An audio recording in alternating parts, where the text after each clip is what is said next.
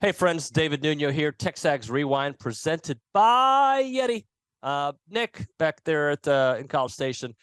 So I will tell you, it hasn't been a challenge per se, but it has been interesting this week to talk about Penn State in different ways because it feels almost like a football week, right? Like Yeah, you're building up from Sunday where we found out the opponent, and then not a lot has changed, but one thing that has changed, I guess, is my knowledge of this team, and there's different ways that they can beat you. Although I still think A&M should be the better team. yeah. I think it just all boils down to if those threes are going to fall for Penn State or not. I mean, if they're not, then the Aggies are completely in control. I think they could run away with it possibly, but if those shots are falling for Penn State, then I think the Ags are going to be in for a dogfight, like Billy was just saying on the radio show. So either way, should be a fun game. Not looking forward to staying up that late because I get here early to watch or to run the show, but like I can't go to bed when it's still going on. So I'll be cranky tomorrow. Just an FYI. Yeah. I probably will be as well. That's all right, though. On the show today, we had Billy Liucci breaking down that game. We went to a blast in the past. Logan Lee called his buddy Dominique Kirk, and we talked to him about his tournament run, his state championship there with Lake Highlands just a couple of weeks back, and all the cool things going on in his life. Coach Schlossnagle joined us. Bronny was there for that interview. And, of course, the Go Hour. We set the scene from right here in Iowa. I always enjoy listening to Dexter Dennis talk because I think I compare him to an NBA player. Not that I think he's going to get drafted, next year. I don't know. Maybe, hopefully, I don't know. But there's something about him that gives me an NBA player vibe. The way he walks, the way he talks, the way he plays defense, his body. Yesterday, he was on the podium, and I know you took interest in his matchup there with Jalen Pickett. Yeah, well, first of all, he's really smart and he's really mature. So when Dexter talks, he gives you really good answers. Yep. And I think he's looking forward to taking on Jalen Pickett, who averages right now 17.9 points, and what is it, something like 7.5 rebounds and about 6.5 assists, and first team All-American. Yeah, well, he's got to put up some huge numbers. Yeah, he shoots over 50%, like 52% from the field, and 44 3-pointers. So I said, that's a good line, but you can be impressed by Pickett's line, but Dexter's going to try to prevent him from striking. I like it. I don't know if anybody got that. I like it, though. I do like it. Well, they were having some fun with you. They're like, yeah, we know who you are, Olin. That was fun. I'm thinking about my question, and they call on me first. I'm like, I just asked my question. Yeah, you're supposed to identify yourself and your affiliation. I forgot. And the guy says, I'd like to remind everybody. He's real nice about it because this is Iowa, and everybody they're here so nice is here. just so nice, falling over themselves to be helpful, right? Yep. And so he's really nice about it. I said, I'm sorry. And then, he's like, yeah, we know this guy. We have history. The people here have been fantastic. The nicest people. It feels like 30 of our best friends here in town because there's nobody here. It does not feel like it doesn't. Like the restaurants last night. The one we went to, I went with Jams to go eat yesterday. Maybe 4 people in the restaurant we were at. What's the biggest challenge that you see as you start to watch video of LSU? I know they're extremely well-rounded, but as you watch them on tape, what are some of the things that have really stuck out to you? Well, I'm at home this morning. My daughter's in town, so I'm watching a little bit of video from home this morning.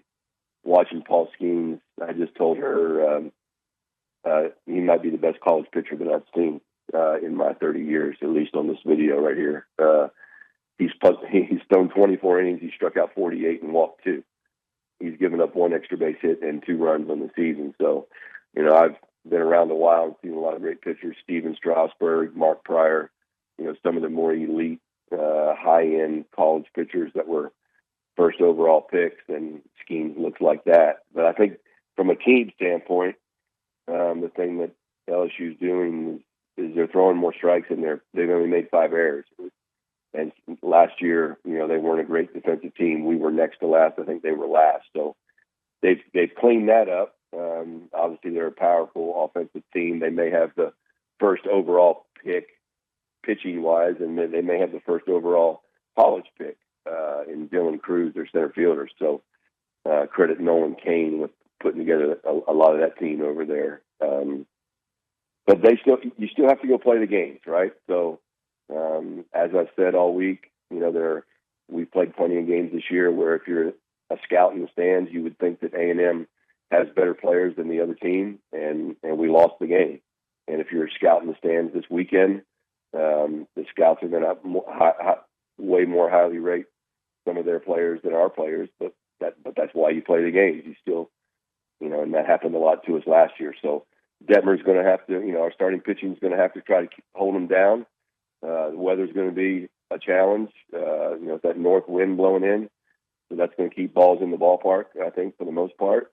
So it's going to be who limits free bases and who can get a timely hit to see how the weekend goes. Yeah, man. Buzz always had a great relationship with players. That was one thing that he was always good at, even when our time was there. His relationship with the players has always been great. He's a leader of men. And it's just one of them things where we knew he knew the X's and O's of the game. We already knew that. But the fact that he know how to lead men into what they need to do, like I said, man, he's been great. Like, I've been down there. I think I was out there maybe a summer and a half ago.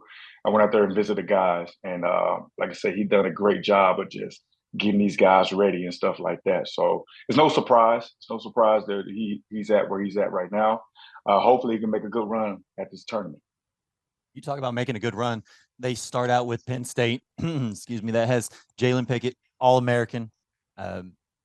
You played against Syracuse, Jerry McNamara, and you had to shut down McNamara, who was one of the hottest guards in the country at that time. What does this team have to do to slow down Jalen Pickett and the Nittany Lions? You know what? It's a great team defense. As far as I've seen all season, man, these guys does a great job with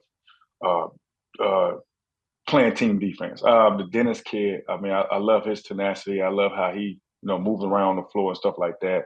And like I said, these guys, they compete, man. I love watching this group. I think I watched maybe about 4 or 5 games this year of them, and they compete. They compete at a high level. And like I said, Buzz got them playing the right way. And also, we have a All-American ourselves, too. So we go out there and we compete.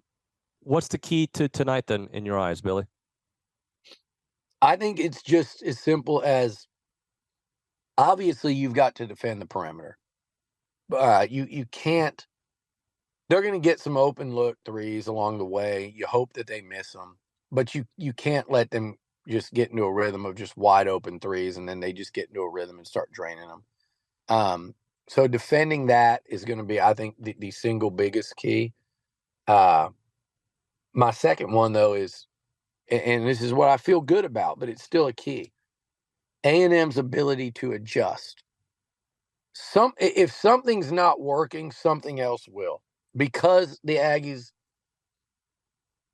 are the more well-rounded, beat you in different ways basketball team.